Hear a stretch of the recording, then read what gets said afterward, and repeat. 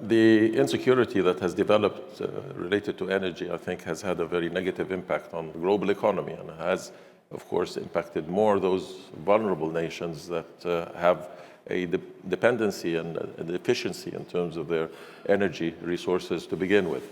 Those conflicts, of course, and those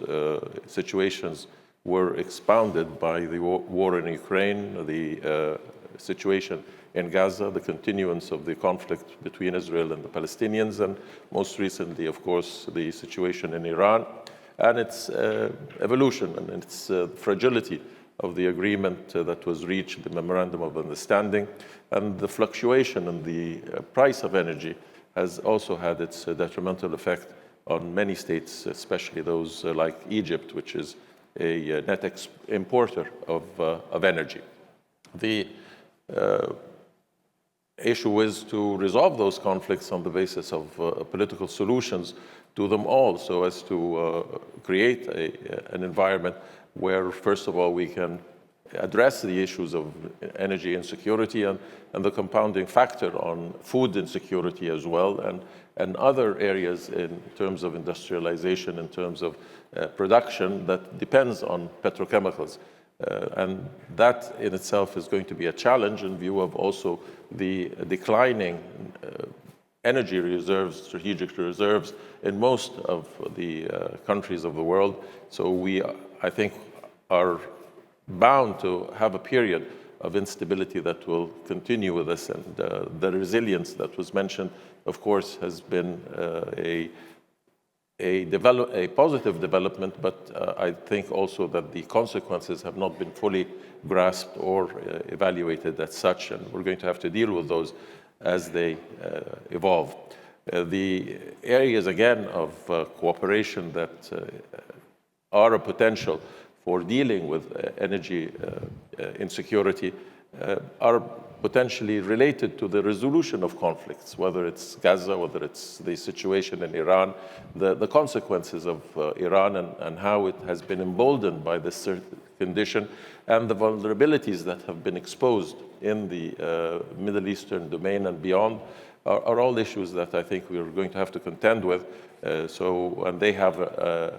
a correlation to the issues of energy security or insecurity, which will have to also be addressed. But primarily, it is the resolution of those issues through diplomatic means. It is the end of the ongoing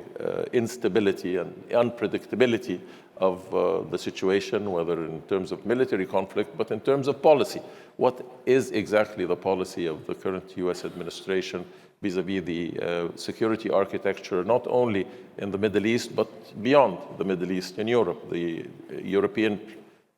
transatlantic relationship and how it is developing and its impact.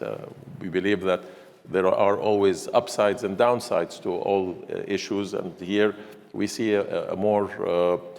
assertive Europe potentially that will have an impact on our region if it does become more assertive, more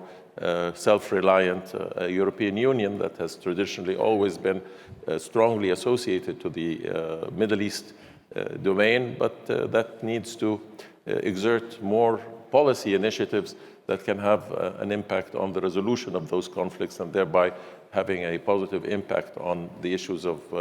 energy security. But the cooperation and the integration in the region that opens the doors of cooperation, whether between states of the region or with the private sector, as was mentioned, with companies like Exxon and like Chevron, is going to still depend on the matter of the stability of the region and the resolution of primarily the Middle East, the Israeli-Palestinian conflict. The integration of Israel depends on the creation of a two-state solution, which seems farther from attainment today than at any other time due to the policies of the current Israeli government and their declarations of the refusal to implement that resolution. So we have to still contend with the geopolitical issues that remain challenging and see how we can manage them. But certainly there is a huge potential for cooperation, whether it's Egypt, Cyprus, Greece, whether it's the interconnectivity, whether it's the Eastern Mediterranean Gas Forum. All of these are areas which have potential of being impactful in not only providing energy security, but also in providing resolution to many of the issues that have plagued the Eastern Mediterranean and the Middle East at large.